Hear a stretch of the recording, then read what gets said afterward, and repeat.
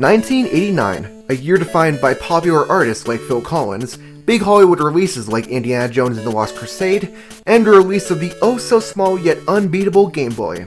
Yet this was also the year some big releases came overseas, including the first installment in what would become a beloved and well-known franchise, Mother for the NES.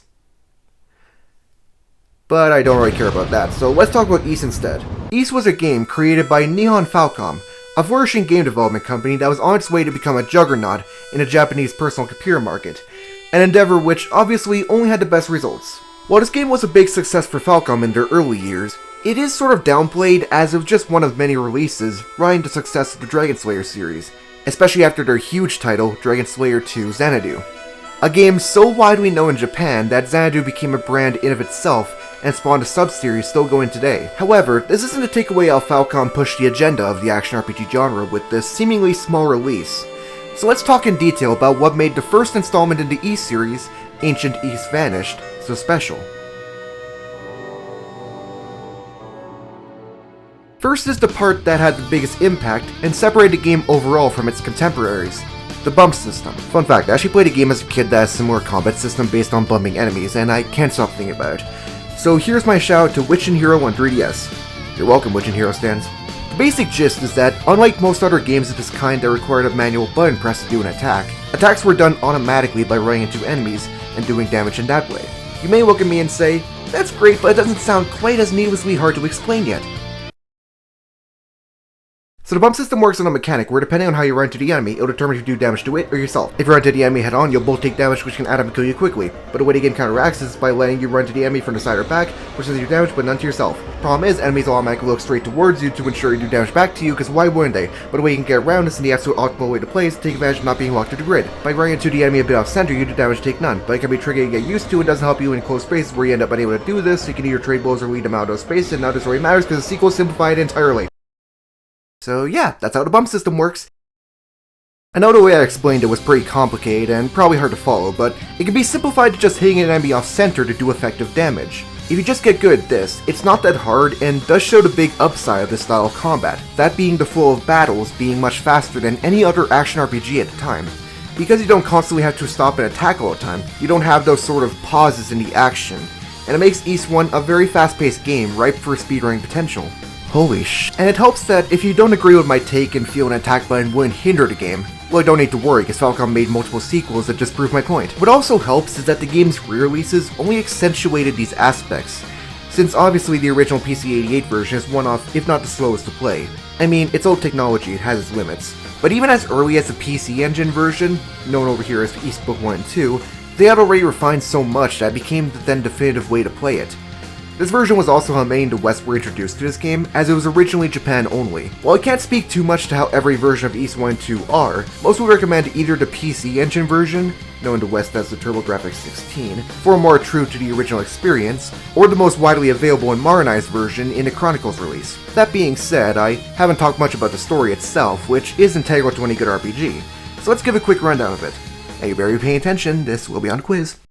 The game is set on the fictional island of Asteria, a nice little place currently surrounded by a wall of death known as a storm wall, one that no man would dare try to sail through. They say as the red-haired kid goes in and bashes his head against it so hard he crash lands on the island.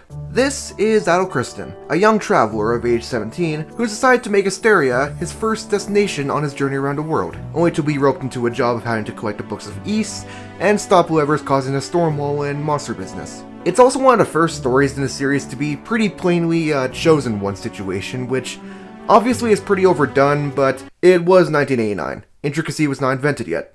That being said, while it's hard to evaluate completely nowadays, the story of Ys 1 had strengths which helped it stand apart from your average old-school fantasy game.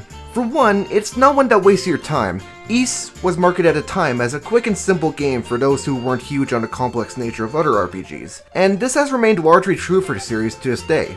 Another is how the game smartly encourages the player to take what NPCs say into account. You're given a little direction in pretty much every version of the game, so you need to figure it out by talking to townspeople who will often just tell you about small things. You know, storm walls getting away, monsters causing issues, a dude in a cloak skulking around and silver shit being stolen. Yeah, definitely nothing important to pay attention to. Jokes aside, there's a lot to be gained by speaking to locals and finding out secrets, hints, and even some side quests that net you money and other cool perks. Most of it can be skipped, but it adds a lot of layers to this world. Ys is a series that creates depth in its simple yet charming writing and characters. They're not gonna be anything mind-blowing, but you grow a fondness for even the most minor of people, because they all have names and something interesting to add. You can even attribute this to the world design itself, as, again, in comparison to other RPGs, it's insanely simple. You have 3 towns, 2 in the original game, 3 main dungeons, and a basic overworld that connects all of those together. While it sounds limiting, it really isn't. In the context of the game, it allows for Asteria to feel very dense and full of little secrets in every corner. You have treasure chests, magical trees, some guy getting mauled. It's all very fun to explore and discover. You'll even run into what's widely considered a mascot of the series, the Pickards. These little guys are first seen in the beginning town in a fenced-off area, but you can run into them in the western fields, to which you can murder them in cold blood. Pickards are pretty much one of the main staples of the Ys series. One of 2 staples, I'll say.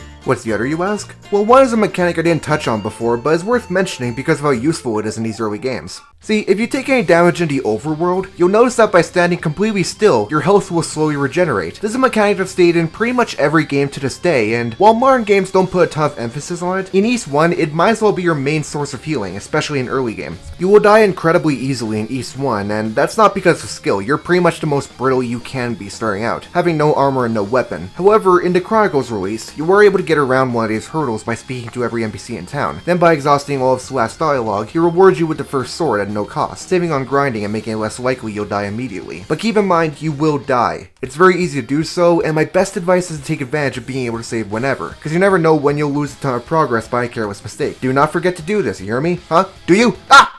So yes, the basic loop of Ys 1 is to explore, fight to get gold and EXP, and complete side quests for more gold to get better equipment and take on harder enemies and bosses. I mentioned how this game only has 3 dungeons, and that is true, but these dungeons have a much different structure than what you'd expect. The first dungeon is a palace, which has multiple floors full of enemies, items, and 2 bosses. But the way the game is structured encourages you not to go in all at once. If you do, you will get cooked. Instead, it wants you to complete certain side quests and sell valuable items for gold to work towards getting better equipment. Also, you can go back in and eventually complete it. This is true for both the first and second dungeon, and the optimal way to play. While it sounds tedious and probably is for some players, the game is still so small that it's not too hard to do some backtracking, take care of whatever you need to do, and head back in stronger than before without much time wasted. Besides, at most you'll need at least 1 trip in, 1 trip out, and then 1 more trip in to complete the dungeon entirely. This, however, does not apply to the final dungeon, aka the second half of the game. It's the biggest dungeon out of the 3, and probably one of the longest in any RPG, taking quite a while for newcomers and even being the larger part of a speedrun. And it's here where the focus is put most on the bosses of the game, as there are multiple here. Boss fights are honestly the one part of Ys 1 which has aged the worst. There's 1 or 2 that are a good challenge, but most are either insanely easy or insanely hard, the latter of which is often because of luck more than skill, which can be a source of frustration. It's why I recommend most Super latest games should start with easy difficulty, as they'll give you a more comfortable first experience. The reason most early fights are so undemanding though is because of how leveling works in Ys 1. Unlike most RPGs, there's a pretty significant difference between even just 1 level, and oftentimes a bit of grinding can change a significantly hard fight to one you can finish in seconds with no sweat. However, one change in the Chronicles version made from the classic ones is that the game has a hard level cap of 10. 10 is the level the game expects the player to be by the final boss of dungeon number 2. Trust me, you do not want to take this bitch on any lower. And by the final dungeon, you'll be playing from pure skill, as leveling is completely non-existent aside from equipment upgrades. While this is something I don't necessarily hate, as I enjoy the challenge, the problem is one of the bosses would greatly benefit from being easier with grinding. This is where I should bring up spoilers, as we're now getting to endgame stuff, so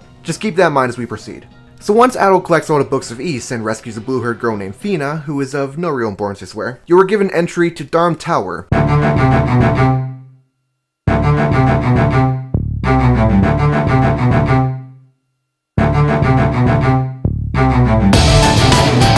Darm Tower, a rewarding fortress that serves as a backdrop to the entire game and, for the rest of the experience, is basically your new home. You have the rest of the day to run through and finish the job, which is shown through a cool visual effect as day transitions into night the further up you go. While here, you're locked in prison after running into a trap and meet up with a guy who was previously being mauled, named Ludogema. You're able to meet him early if you did a side quest which involves saving him and delivering him back to his wife. It's not long, however, until a buffed up bruiser by the name of Dogi breaks down the wall and rescues the two, sending us after an old man also in the tower by the name of Raba. These three characters are your companions on the way up Dharm Tower. They'll often give encouraging words or apply important items as you progress. Later on, you meet up with another blue-haired non-important character named Rhea, who you also can meet earlier in town and do a side quest to return her silver harmonica. She's being locked up here for some reason, by the same figure in the cloak we heard about before. It's worth mentioning that by the time you talk to her, it is basically required that you backtrack to the room earlier on, where Luda is just dying. At first he'll ask you to go help the girl locked in Rada's annex, but after talking to Rhea, he'll give you an item that is mandatory to get to the final boss. I recommend doing this now to save from backtracking because otherwise you'll have a long trek back to go. Once that's done though, the way is open to the final boss, and you finally lay eyes on this mysterious figure working in the background throughout the whole game.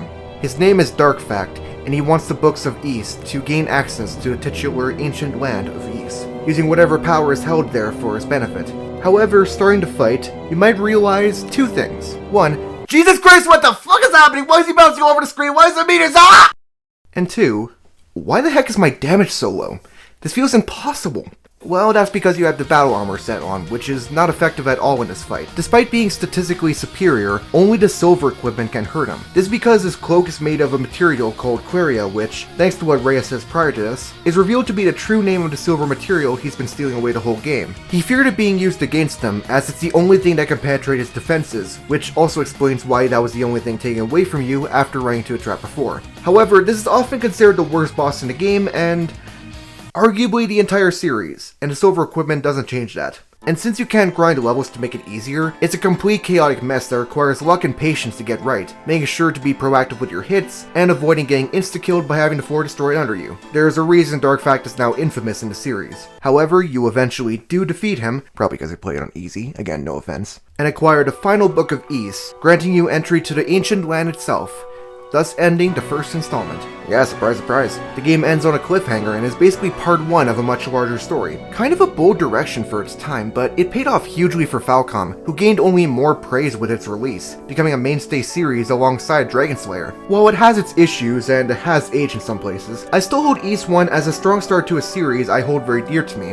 One which was still so good that helped me become a fan. There's still some parts I haven't talked about yet, and I definitely will. I simply want to save that for a next video on the sequel. As beyond what most think, this isn't a series that's just held together by one standout aspect. The appeal of Ys is much deeper than that, and I really want to convey that with these videos on the series. I can't guarantee I'll talk about everything, but I hope those who find these videos will care to check these games out, as I believe they're worth your time.